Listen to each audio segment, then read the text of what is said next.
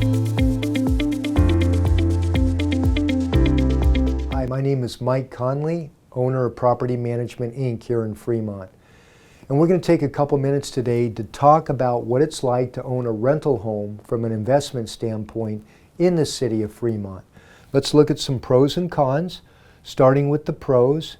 Number one, in Fremont, with a rental home, you're going to see more appreciation than you would in other cities. And it's for a number of reasons, but I think the biggest one right now is that there's so much economic development going on in this city and not a lot of new homes being built. You've got Tesla expanding their employees by the thousands. You've got a lot of development going on over in Warm Springs. You've got a lot of commercial development taking place in the Ardenwood area of Fremont. It's just kind of exploding on both ends of the city. And with no new homes being built, and you've got all these employees coming in, it bodes well for the appreciation of homes in the town. Number two is that you've got increasing rental rates happening in Fremont at a higher level than other towns here in the East Bay. And again, I think a lot of it has to do with a lot of workers needing to live in Fremont because of the expanding industry in this town, and no new homes being built. So you're seeing rents still year to year going up 3-5%. And then pro number three is Fremont's location. Fremont is ideally located. It's basically in Silicon Valley. It's close to Dumbarton Bridge with BART stations. Now we have 2 of them. You can take them into the city. So it's ideally located, and that bodes well for from an investment standpoint. And then pro number 4 is you have great schools in the town of Fremont. They are fantastic, starting with Mission High School, which has an API of 971, and all the elementary schools and junior high in the Mission area are also excellent. And then number 2, you have Irvington. Number 3, American. Number 4, Washington.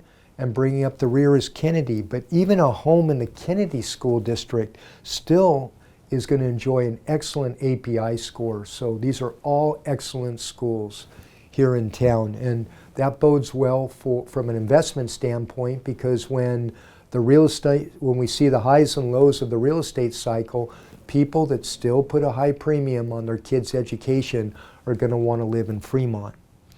And then the 5th pro are all the community amenities and diversity that you have in this town. It is something. In Fremont, you've got hiking at Mission Peak. You've got Lake Elizabeth, which is beautiful. You've got the new downtown happening between Fremont Boulevard and Paseo Padre. Great ethnic diversity in this town.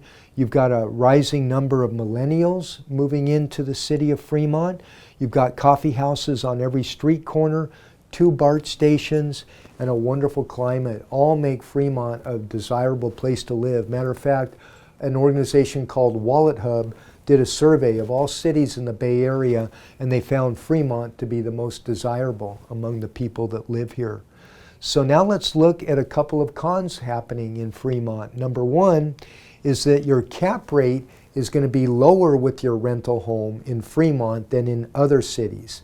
And that's because the home prices in Fremont are about 20 to 30% higher than neighboring cities, and yet you're only able to get a little more rent for that home in Fremont than you are for the same size home in neighboring cities. So that's going to mean a lower cap rate, which is definitely a con for investors. Con number 2, you have lots of new multifamily construction. There are a lot of apartments being built in Fremont, several thousand on each end of the city.